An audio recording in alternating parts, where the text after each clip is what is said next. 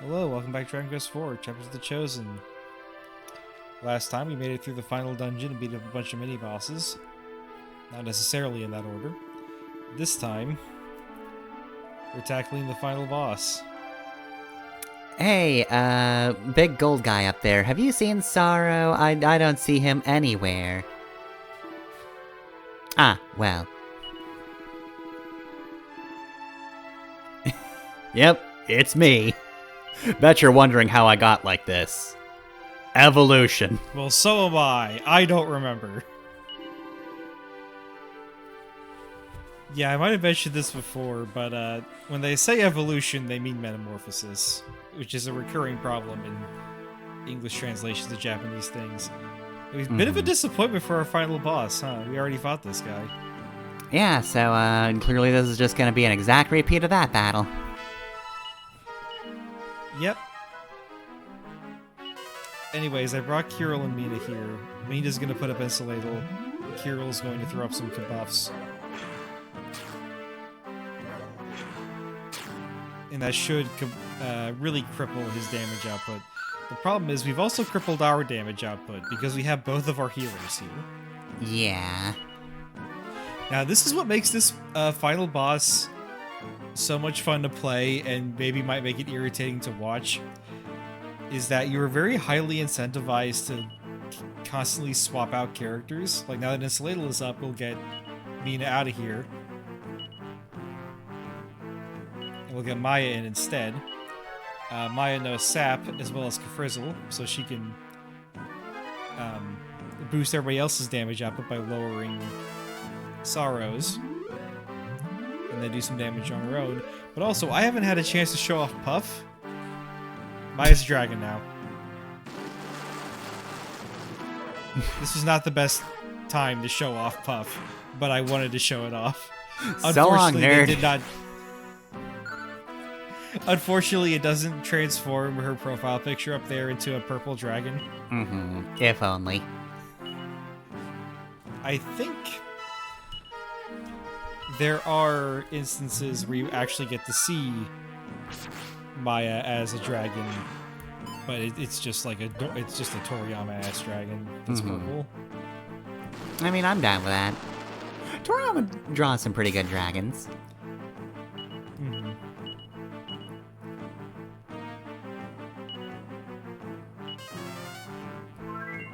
Yeah, taking a break to try and find that, not finding it quickly. Anyways.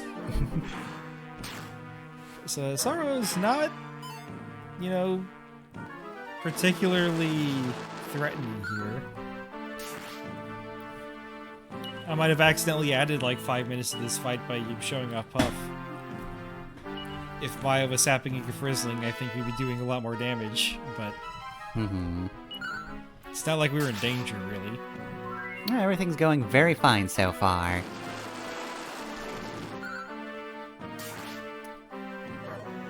Yeah, don't worry about the video timer. You don't know how much of that is the final boss and how much of that is the cutscenes. Yeah, this bodes so well. JRPGs are so well known for having final bosses with exactly one form and no more. I mean, this one was on the DS, but this started as an NES JRPG. Yep. I mean, we already had to fight through 4 other bosses to get here. Maybe they were experimenting with that. In fact, I can't remember how 3 ends, but the first 2, those bosses... Well, no, the first one does have 2 forms. Yeah, he's Wizard then Dragon. I remember that one at least. Yeah, but in the second one, you fight a guy and then you fight another guy. I'm pretty sure there's no forms. I can't even remember that character's name, but like he is infamous among Dragon Quest fans. It's like, who even was that guy? He's just there. He just shows up like, it's surprise, it was me, and then you kill him too. It's like, okay. So, what everybody thinks Final Fantasy IX is if they're bad at interpreting things. Yeah, except like this is an NES game, and it's Dragon Quest, so it's not very heavy on themes to begin with. In this case, it really is. is. Just out of nowhere. Hi, I'm here. 'Twas I, Steve, all along. Anyways, we finally have Maya back. Oh, Nope. fuck. No, that's supposed to happen. I'm automizing it. That's cool. Alright, second form. It's the same, but now he's missing an arm. All right, here's my second. Oh, God! Well, whatever, it works. I killed the That's hero. incredible timing on your oh god there.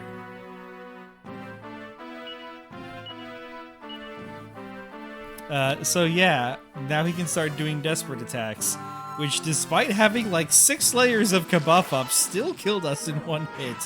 Uh-huh, that's fun. And now we're without defense again. So this is one problem. Kirill only has so much MP, and it's not very easy to find MP restoring items in this game. Uh-huh. Also, there is an item we can find in the final dungeon that is just a free multi-heal that anyone can use. I forgot to get it. Oh, dear. So, Kirill now has to decide, do I multi-heal or do I kabuff? Thankfully, Sophia can pretty much put all of her MP towards Omni-heal. Because I don't think her spells do more damage, and even if they did, it's so, like, marginal that you'd be better off saving the MP for healing anyways. God damn it. Oh, well. Now Kirill doesn't have to decide anything. Now we gotta figure out how to get him back. Thankfully, we have, like, 8,000 Yggdrasil leaves, I think. Alright, Tardico. I gave you at least one Yggdrasil leaf. Whoops. You can't heal someone if they're not in the party for the fight. Which is stupid, because he's still totally there. Tardico could absolutely run back to the wagon. Good thing Sophia also has a Yggdrasil leaf. You idiot. We've all got Yggdrasil leaves.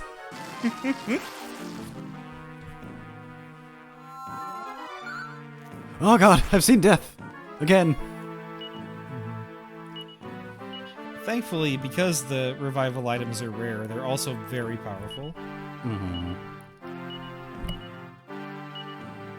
Alright. Swapping Bori in for his niche. Bori is the only one that knows Oomph, so he is going to be slapping Oomph on both Sophia and Ragnar, and then dying. I might just do Ragnar, actually. Oh, there goes the other one. No, it's fine. I'm good. Third form. Third form, and he's turned into a fucking body python joke. I've seen Holy Grail. I can do that. I mean, like anybody can. That one's been used so many times. I don't care. I'll keep going. Can't stop Psaro. I gotta slay men. That's my thing. It's in the name. I lost all my memories, but I know I have to slay men. Okay, now he's using ice attacks. You may have noticed he didn't actually use any breath attacks before now. But he does have cold and heat attacks, so I think it's time to bring back Mina to get Insulator back up. Also, Kirill and Sophia fell asleep. Now, I think if they spend a turn in the wagon that automatically heals sleep, that might be wrong. Well, I mean, it'd be But helpful I if do it know- did do that. Yeah, I do know that I put them in there when they're asleep, and when I take them back out, they're awake. God damn it! He knows our techniques. Why does he know kabuff? He's one guy. He could have just learned buff. Why did they give him kabuff? I don't know regular buff. Yeah, see, Sophia's awake. Mm-hmm. Anyways, Brought her over to the wagon. Horse kicked her. She's fine now.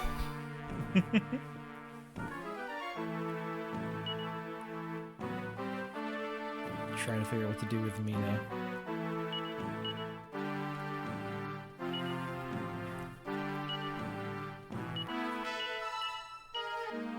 And do I realize that I fucked up? I forgot to have Sophia use the sword. Also, I forgot that Ragnar still had it. Thankfully, he used Kabuff again immediately, which like reset my brain. I'm like, oh yeah, I gotta dispel that.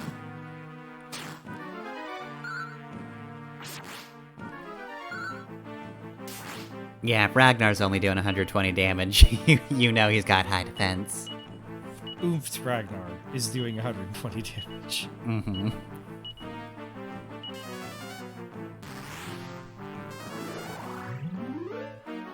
Do you have enough defense? I'm gonna kill that old man. So he just completely wasted his turn. Yep. Anyways, Mina's done her roll. Let's get Kirill back out here. And you know what? Boria's got Oomph up, so let's get Maya out here so she can start throwing fireballs.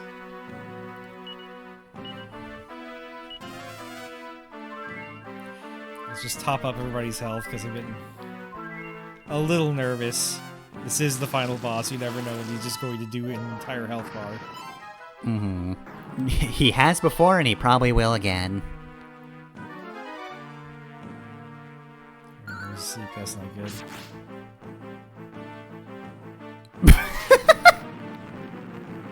I'm still fine. I can still work with this. Did we win? Let me just flip over. My little cod piece here can be my new head. You know, I actually wasn't that far off, actually. Is that good? Anyways, we're now on to the 4th form? I gotta say, very effective final boss. Just, oh, he lost an arm. I should be doing better now. Oh, no, he can do desperate attacks. Okay, he lost his second arm. All right, I'm doing fine. Right?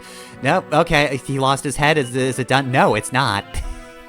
Mm-hmm. I have decapitated the final boss, and he just decided, okay, let me change things up a little bit. Yeah, Psaro here has an absurd number of forms.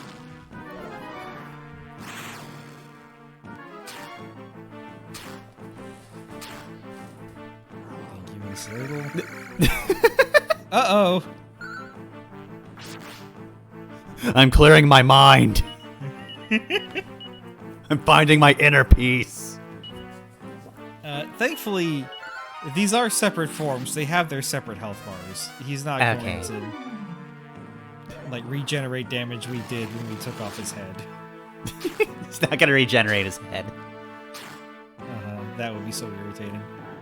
What fingertips? This is bad, but also what fingertips?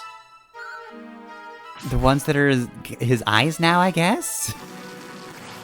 The little rim around his eyes? I don't think those are fingers. It looks like he's like extruded something and is like making a little binocular pose. Like those look like fingers. Just the way they're positioned. Why would you do this to me? Look, I'm sorry, I saw that.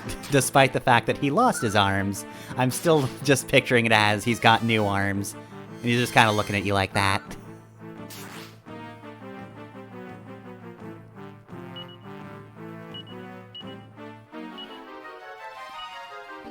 So anyways, how many more forms do you think he's gonna have? Well, let's see. You could cut off, like, his sides there. Might be able to remove his legs. Maybe the throne that back there will be a Psaro. Maybe you'll think you kill him, and then the credits start to roll, and guess what? That's also Psaro. You gotta kill the credits. That would be insane for a JRPG to do. You have to defeat each name in the credits. I mean, there's precedent for it. Maybe not for a long time after this game was initially released, but it's happened. What game makes you do that? Kinda near. Automata. Huh. Yeah, I was thinking in terms of like every name is a JRPG battle. So Okay. like you have to select attack. That's a shoot 'em up. That's fine. That's normal. Plenty of games have you shoot the credits.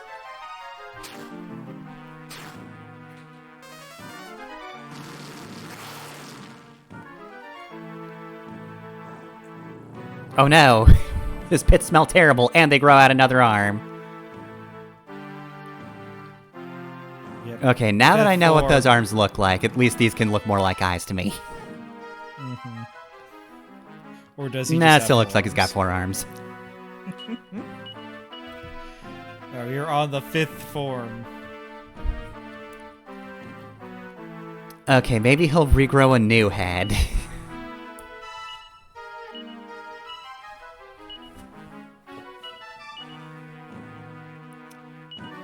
You just have to keep fighting the forms until your actual Dragon Quest IV cartridge morphs into him, and then you have to fight that in real life. Which, you know, you really miss out on emulated versions, actually.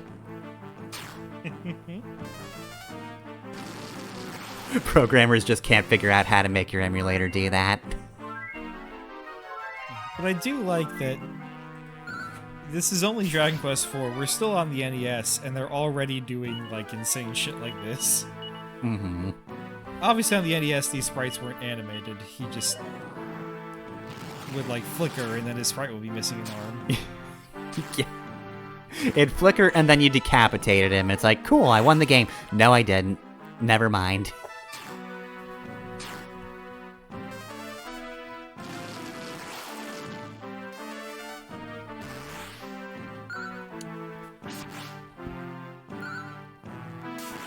We've got our general strategy should be pretty apparent by this point. Keep up Insuladal the best that we can, keep oomph on our physical attackers, and then just shuffle people in and out of the active party to have access to healing and attacks. Mm-hmm. Alright, 6th Oh no, form. he got buffer legs. Did not skip leg day. He has, in fact, resumed leg day.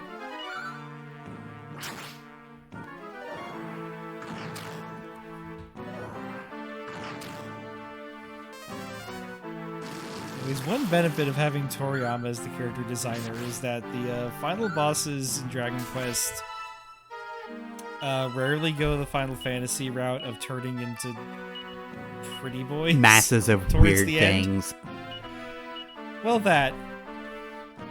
But also, I guess it's not as standardized, but there is a tendency for characters to become more monstrous, and then for their strongest form, they look more human again. Mm-hmm. I think about it, I don't know how prominent that actually is in Final Fantasy. But in Dragon Quest, it's almost never a thing. You're almost always fighting up the fucked up Toriyama monster. Mm-hmm. Yeah, Toriyama can make some good monsters. They are really selling this guy as just an incredibly tough killing machine. Like, yeah, I can see how this guy could destroy the world.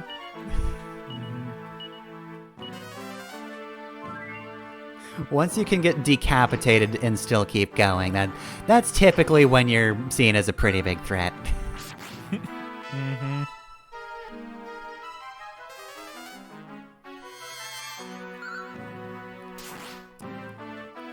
One strategy thing to keep in mind is that obviously it's very difficult to keep Insuladal up on the entire party since you're probably going to want to swap Mina out. So you could slap heat and cold resistant armor onto a character and then have Mina replace them. That way when you swap them back out, that character doesn't have Insuladal, but it's not that big of a deal because they have their own insulation. Mm-hmm. I don't think I really did that for this fight, but I felt that I was leveled up enough that I didn't have to worry about it. Mm-hmm.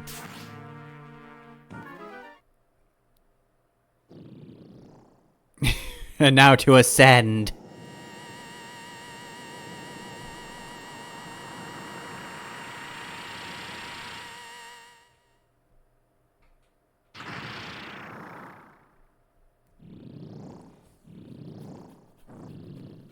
He just gets a whole sequence, jeez. We have reached the 7th and final form of Psaro the Manslayer. And now he's bouncing. Now we can't use spells. We can't use offensive spells, at least. Mm-hmm. So, was this a thing they just did for the DS remakes in general, or is Psaro just a particularly beloved final boss? Because, man, they really put some love on that transformation sequence. You know, I don't remember the final bosses of 5 and 6 having animations like that. They might have done it just because Psaro put so much emphasis on his body transforming. Yeah. That, like, it would be weird if it wasn't animated like that. Like, in 5, that guy only has, like, 2 forms, and I don't even remember how many forms the guy in 6... I don't remember the final boss of 6. He may as well not exist.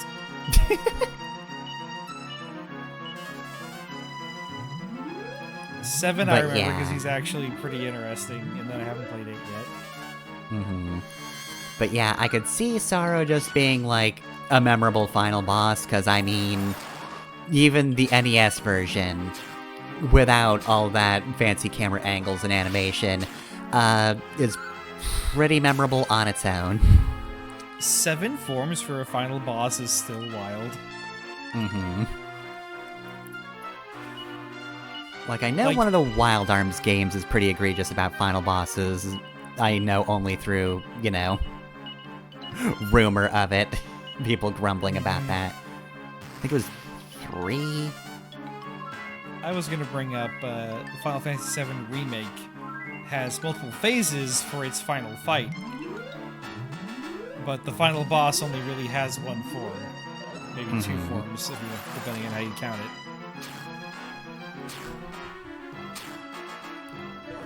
But for one boss to have this many phases to it still stands out even today. Yeah.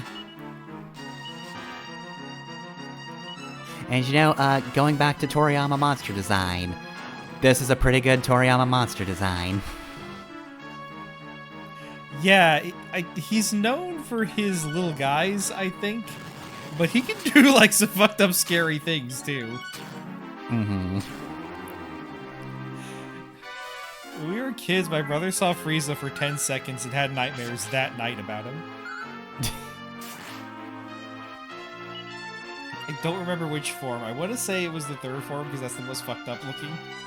Yeah, that would be my guess. 4th is iconic, but it's very sleek and a bit more humanoid. Yeah. Though probably Ironic- definitely still scary to children. Ironically enough, now that I think about it, Toriyama's more guilty of that than anybody from Final Fantasy. What I was talking about earlier. Oh, well, Kirill died again. This Frieza, Cell, and Boo all start more monstrous than they end. Mm-hmm. With Boo is the least noticeable because he's humanoid the whole time. Yeah. Though, in fairness, I guess that is also the editor's fault in that case, at least. At least for some of Yeah. it, because Cell especially is... Or the Cell saga and the accompanying sagas are all infamous for the meddling involved in those. Some of it has been over-reported. Mm-hmm. Fuck, I'm trying to remember which one it was. One of the things that is attributed to Toriyama's editor was actually just one of his friends making a comment. Mm-hmm. Like, just like friendly advice, but I can't remember what he told Toriyama to do. I'm pretty sure the Cell stuff, like going to Cell's final form as quickly as they did, was because of the editor. Because Toriyama preferred semi-perfect Cell, and that's why when he kills Goku, spoilers, it's as semi-perfect Cell, because he wanted to give his favorite form a win.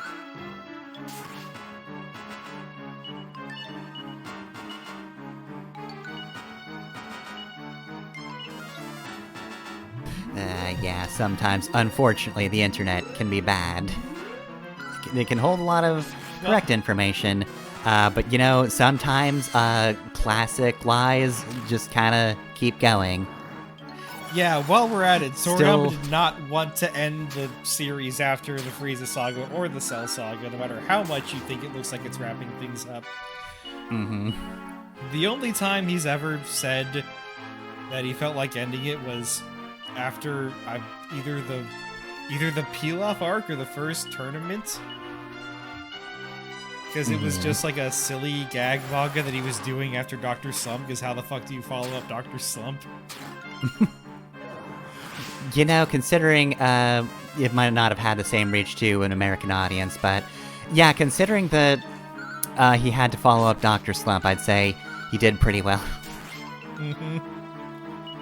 Like, how do you follow up that massively successful comedy manga series? Oh, one of the most famous series ever made. Okay. It's a shame that Dr. Slump never really made it over to the US.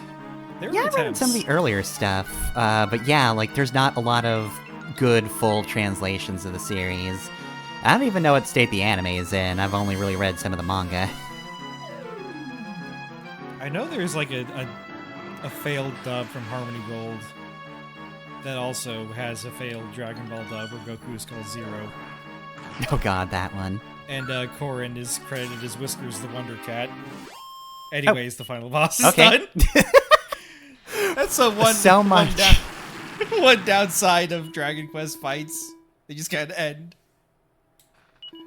Yeah, just all the effort into animating the transformations, and then just, boop, he's dead.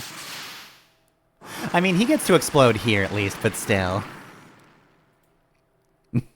I'm a man again. Ouch. Ah! Well, bye. And those are his final words. Well, we did it. Oh god. Did killing Psaro do this? Oh hey, Dragon God is here. I don't know if this is good or not. He either saved us or he ate us. I don't know which one just yet.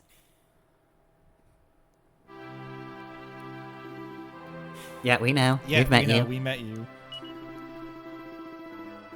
You said that too. Is this... Is he the dragon? Are you okay? I was so rudely interrupted last time, so let me start from the top. Nope, end of the chapters, no more. I also love this. Ragnar Ryan. You fought bravely, resolutely. Elena, you showed great strength and courage. Boria and Kirill, you were also here. You are one person, Mina and Maya, you're one person. Tornico Taloon! Best for last. Oh, right, Sophia. Whatever.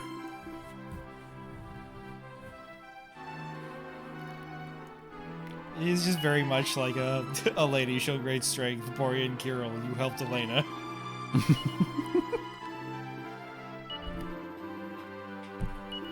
Ugh, you want to go to the human world.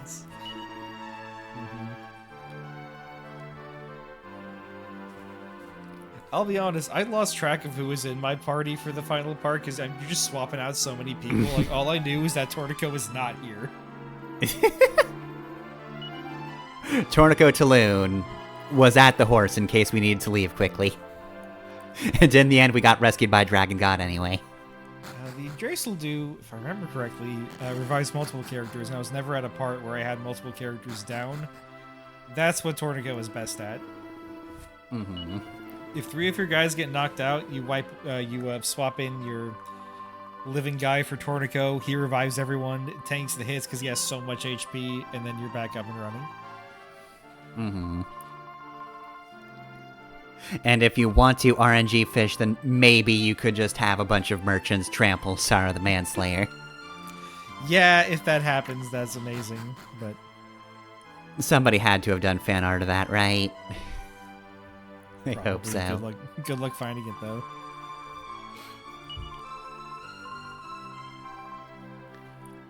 Just a bunch of merchants rushing to hell. Because they heard the call of Tornico Taloon. Yeah, that's definitely our mom. Also, whoops. That line in party chat must have been gender neutral. You thought you were free from stuff like that when you weren't playing Persona 5.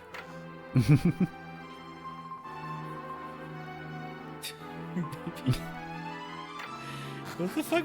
Maybe you don't suck after. You want to fucking say that again, motherfucker? Why are you even here? You're an imp. Token monster. The dragon was so racist he killed a human for having sex with one of the Zenithians, but he just lets the monsters chill up here if they're not causing problems? This one can stay. I think he's silly. I guess that does check out.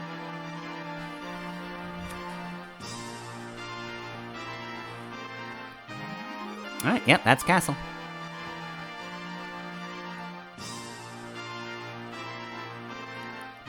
We spent a lot of time rendering this. They gotta show it off. Oh yeah, we had an airship. Yeah, the balloon can reach here now, I guess. Maybe the clouds are lower. And off we go. Yeah, I gotta say, this game's air travel doesn't have nearly as much oomph as Final Fantasy. Yeah, it moves slower. Also, you can't stop. Mm-hmm. Well, you can land, but you can't stop in midair. You just keep going. Later games in the DS series, and maybe just the regular series. I'm not as familiar with the originals.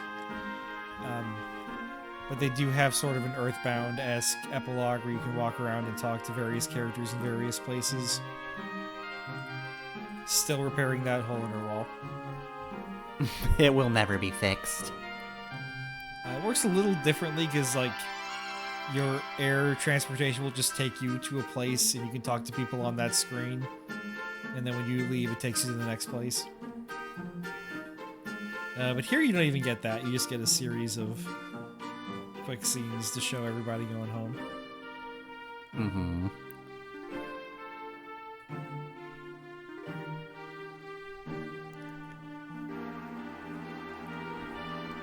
So I imagine we dropped off Elena first because she had 3 people to vote for her to go home first. Mm-hmm. And I mean, if you get 3 people off of the balloon, that's just so much weight. Gotta remove Ragnar because he's got so much heavy armor. Yeah. Ragnar gets to go back and just be the most insane badass captain of the guard. Like, imagine being a petty thief in Berlin. You cannot survive a small cut from the liquid metal sword. Just give up. You got nothing. We don't know anyone who lives here, but I guess we're paying our respects to Rose.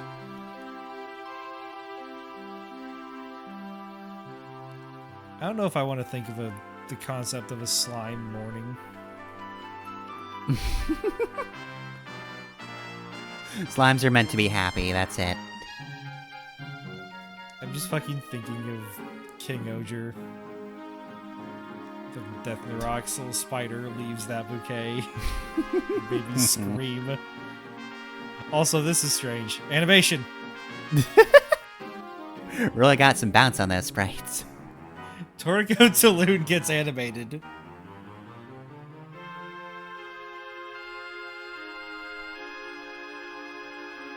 And yet, despite them taking the time to put more detail into his character sprites and for that scene, they didn't re-release any of his Mystery Dungeon spin-offs.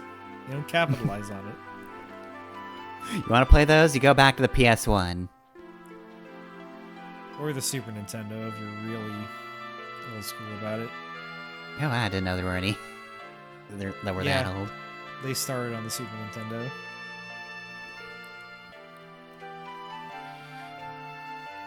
I'm now acutely aware of how little I know about Mystery Dungeon as a genre. They didn't make it to the US. Yeah, until he really the didn't. PlayStation version.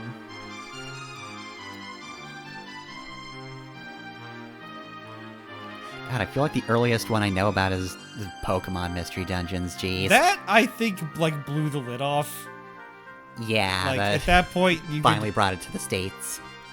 not only did they, like, re-release Shiren on the DS and bring it to the US, you also had stuff like Mizuno Way of the Ninja, which was not made by Chunsoft, but was using the same style. And that was released in the US and sold well. Like, all of a sudden... Like, roguelikes are all of a sudden you can sell that to anybody. They weren't just for weirdos on PC anymore. Mhm.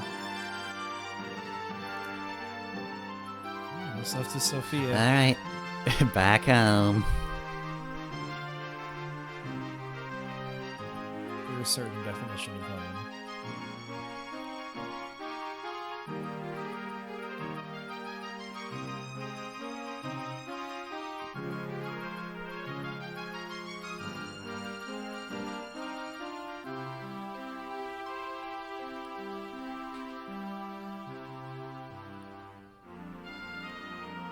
Oh, okay.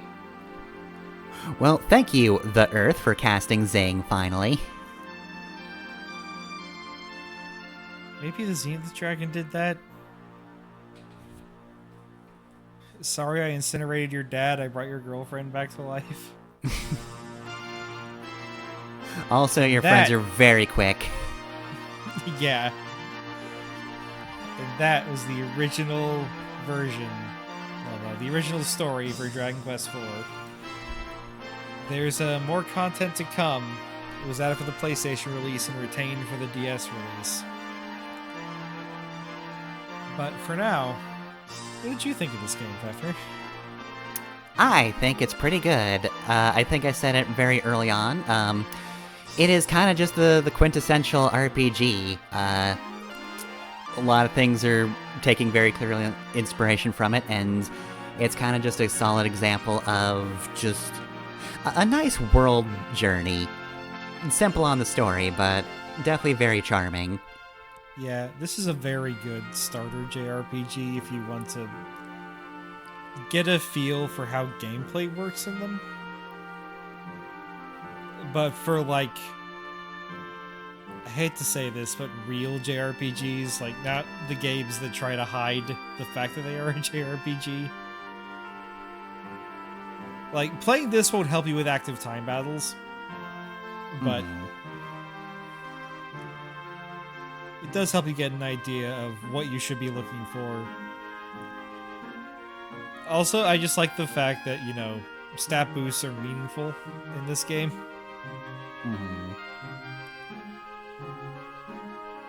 When you play JRPGs when you're very little, you always undervalue those. Yeah, you say light on the story, and that is true, but I'm not sure how intentional that was. I feel like they definitely wanted the story to have meaning. Oh yeah, But like... doesn't it feel had- like it's just not all there? Yeah, like... I have seen the first game before, so, you know, obviously this is a few steps above that, but yeah, they do introduce a lot of characters and they give them a lot of definition for what they are, but you just kind of hit Chapter 5, and then once they join up, if not for the dialogue you get with them, they'd kind of just vanish forever. So, I can see why you didn't want to play this without party chat, because, yeah, that would be really weird. Yeah, in the original NES version and the American release of the DS version, you just didn't get to talk to the characters after they rejoined. And, like, the presentation is so charming in this game that it makes the game noticeably worse.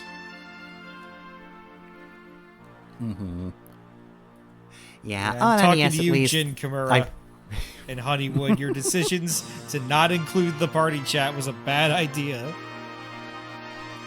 Good job at everything else, though. Yeah.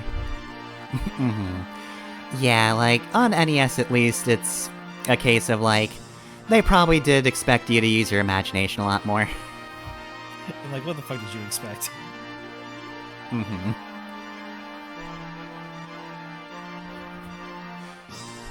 But yeah, nowadays, unless you're doing an Atrian Odyssey, or something like that, it's nice to, present your characters with as much as you can.